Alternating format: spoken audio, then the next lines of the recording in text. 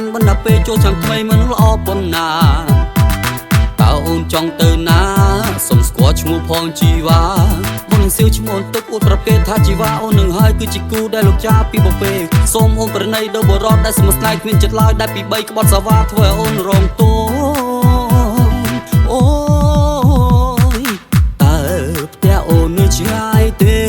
ឡើងជាអាសង្គ្រេជូនជីវ៉ាអូនទៅដល់ផ្ទះតើផ្ទះអូននៅឆ្ងាយទេ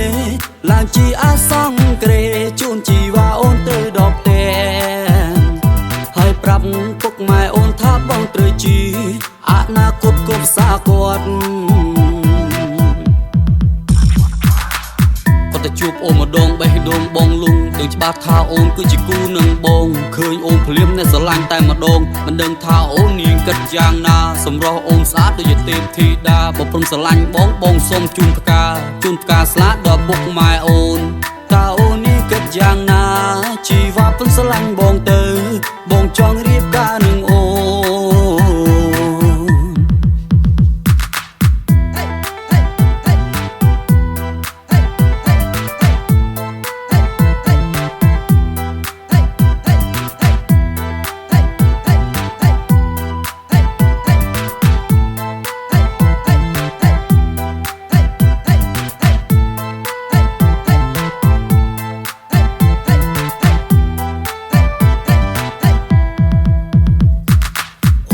ចង់ទៅណា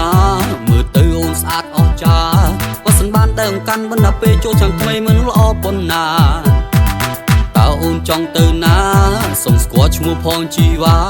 មុននឹងសៀវឈ្មោះទឹកអួតប្រកេតថាជីវ៉ាអូននឹងហើយគឺជាគូដែលលោកចាពីបពេសូមអូនប្រណីដល់បរតដែលស្មស្នេហ៍គ្មានចិត្តឡើយដែលពី3ក្បត់សាវ៉ាធ្វើឲ្យអូនរងទោអូយតើផ្ទះអូននៅឆ្ងាយទេឡើងជាអាសង្គ្រេជូនជីវ៉ាអូនទៅដល់ផ្ទះតើផ្ទះអូននៅឆ្ងាយទេឡើងជាអាសង្គ្រេជូនជីវ៉ាអូនទៅដល់ផ្ទះហើយប្រាប់ពុកម៉ែអូនថាបងត្រូវជីអនាគតគប់សាគាត់ទៅជួបអូនម្ដងបេះដូងបងលុងដឹងច្បាស់ថាអូនគឺជាគូនឹងបងឃើញអូនភ្លាមអ្នកស្រឡាញ់តែម្ដងមិនដឹងថាអូននាងគិតយ៉ាងណាសម្រស់អូនស្អាតដូចជាទេពធីតាបើព្រមស្រឡាញ់បងសូមជូនផ្កាស្លាដល់ពុកម៉ែអូនតើអូននាងគិតយ៉ាងណាជីវ៉ាពុនស្រឡាញ់បង